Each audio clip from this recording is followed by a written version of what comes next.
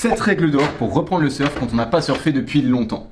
Et pour commencer avec la première règle, on va aller checker la météo du surf. On va aller checker sur le site de Winguru parce que tu vois ici c'est très bien détaillé. Tu as la vitesse du vent, la direction, la taille des vagues, la période, l'orientation de la houle et la température extérieure et de l'eau. Alors ensuite, je t'invite à télécharger ces 3 applications qui sont Surf Report, WeSurf et Magic Seaweed. Alors par exemple, tu vois, si je tape sur Surf Report, là j'ai sélectionné mon spot, le Peñón Aceños. Donc là par exemple aujourd'hui, tu vois, tu as la taille des vagues et c'est pas terrible. Donc je vais dessus. Tu as l'orientation de la houle, l'orientation du vent, et puis la taille des vagues avec l'orientation de la houle pour les jours à venir. Alors ça c'était pour la météo du surf, maintenant on va passer à la deuxième règle et ça va être la préparation physique.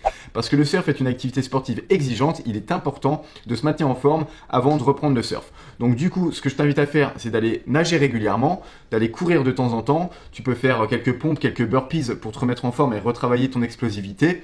Et également, ce que je t'invite à faire avant chaque session, c'est de manger léger. Là par exemple, tu vois, je prends quelques amandes, une pomme et un yaourt et comme ça me permet d'avoir quelque chose dans le ventre mais pas d'être trop lourd sur ma planche. Et également la chose très importante c'est de bien s'hydrater avant chaque session parce qu'une fois que tu seras à l'eau tu vas te déshydrater très rapidement. Règle numéro 3, prépare ton matos parce qu'il est très facile d'oublier un élément avant d'aller surfer, crois-moi. On va prendre une combinaison adaptée à la température de l'eau et sèche si possible. Un leash, moi si j'étais toi j'en prendrais 2, comme ça si t'en casses un tu seras bien content d'en avoir un de rechange. De la wax évidemment pour waxer sa planche avant d'aller à l'eau. Un zinc solaire pour se protéger le visage en cas de soleil. Un poncho pour pouvoir se changer au chaud. Le tout dans une bassine, ça t'évitera de tremper ta voiture quand tu rentreras de session avec la combi trempée. Et enfin, choisis une de tes planches en fonction des conditions évidemment.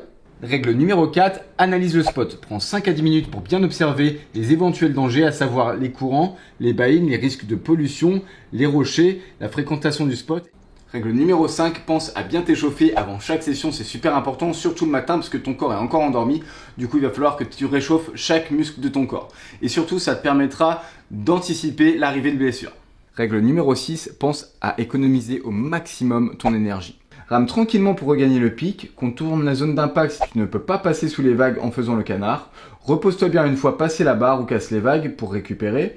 Et si le courant est fort, regagne le bord de l'eau, marche le long de la plage pour re-rentrer à l'eau à ton point initial au lieu de ramer à contre-courant. Règle numéro 7, profite un max de ta session. En 3 mots, kiff, kiff et kiff. Et n'oublie pas, le meilleur surfeur, c'est celui qui prend un maximum de plaisir.